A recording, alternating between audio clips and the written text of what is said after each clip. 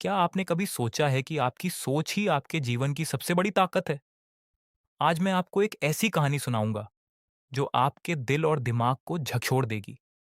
यह कहानी है उन लोगों की जिन्होंने अपने डर, अपने संदेह और अपने पुराने विचारों को छोड़कर सच में स्वतंत्रता पाई।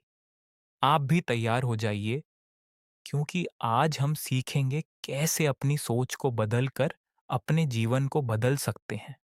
बहुत समय पहले एक छोटे से गांव में एक आदमी रहता था। उसका नाम था अर्जुन।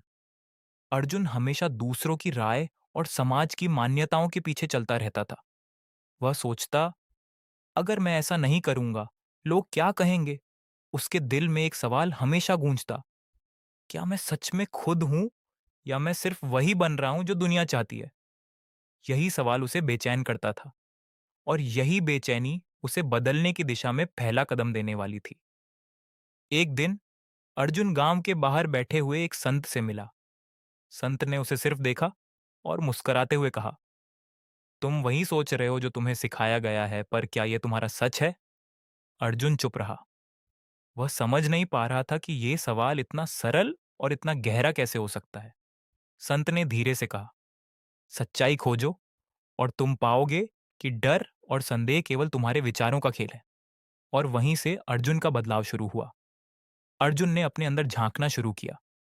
उसने देखा कि उसकी सारी जिंदगी दूसरों की उम्मीदों और नियमों में बंधी थी। हर बार जब वह अपने दिल की सुनता, डर उसे रोक देता। पर धीरे धीरे उसने सीखा, डर केवल एक संकेत है कि आप अपनी कंफर्ट जोन से बाहर निकल रहे हैं।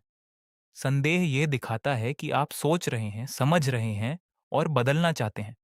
यही वह राह थी जहां अर्जुन ने अपने अंदर की आवाज को पहचाना। जैसे ही अर्जुन ने अपने डर और संदेह को देखा, वह धीरे धीरे उन्हें छोड़ने लगा। उसने महसूस किया कि उसका सच केवल उसके अंदर है।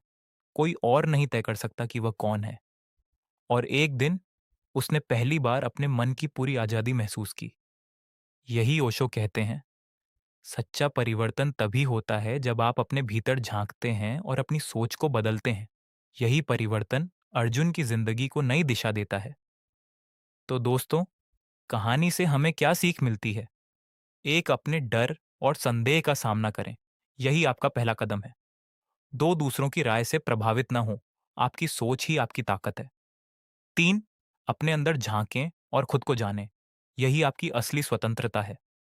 और याद रखिए, अगर अर्जुन ने अपने विचार बदलकर अपने जीवन को बदल दिया, तो आप क्यों नहीं? अब समय है अपनी सोच को बदलने का, क्योंकि आपका जीवन वही है जो आपकी सोच है। अगर आपने इस कहानी से कुछ सीखा है, तो इसे अपने दिल में रखिए।